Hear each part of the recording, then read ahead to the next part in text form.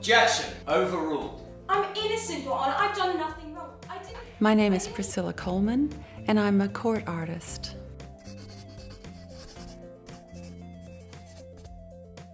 The singer Amy Winehouse has been cleared of assault. Sometimes I have to sketch quite high-profile people like Amy Winehouse, Catherine Zeta-Jones, Pete Doherty.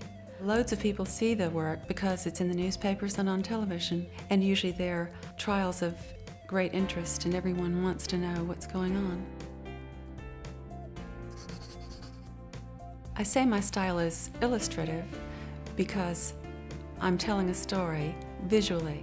The 1925 Criminal Justice Act forbids drawing in court, so that's why I have to memorize things and then go away and do my drawing. Drawing from memory might mean that the work is more suggestive of what's going on, instead of literal as a photograph. So you can see the speed of the drawing, and part of that is because the deadline is coming up. Because of color television, I can use lots of vibrant color and show the beautiful red robes of the judge, gorgeous green chairs. One court artist I admire is Howard Brody.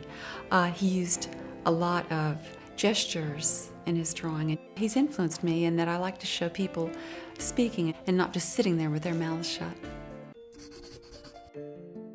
My favorite materials are water-based pastels and oil pastels because they're thick like butter, and I can scrape them off if I want to change something.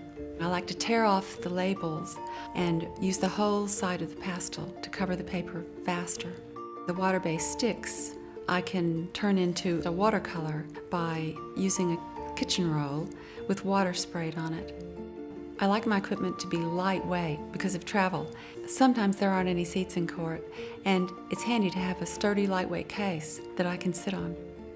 In terms of the drawing, I'm looking for any action in the court that the reporter needs to describe. I have a shorthand I use in my notebook.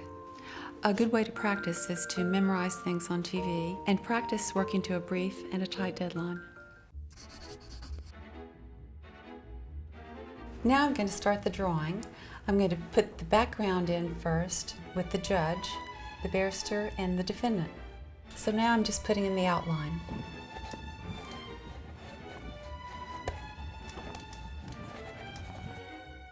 The reason I'm putting some highlights in his face is to show a bit of his bone structure.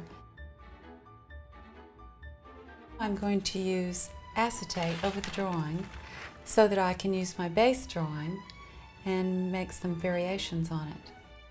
If I need to refer to my notes again about this barrister's face, I would notice things like he has a boyish look, his wig looks a bit like a huge round cushion, and he usually stands with his hands in his pockets.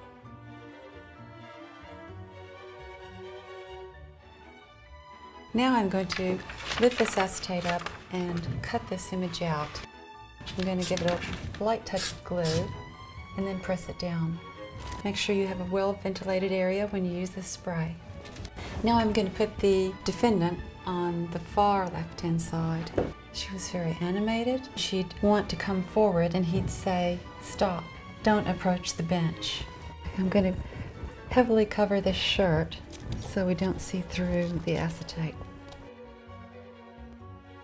Different bits can be shot, the judge just on his own or just focusing on the barrister, and it's a way of getting as many shots as you can with the same picture. I like the excitement of being around a court case and the speed of the news. Sometimes barristers and judges like to buy my work. They've worked really hard on a court case and they want to have a memento of the day and all the hard work they've put in.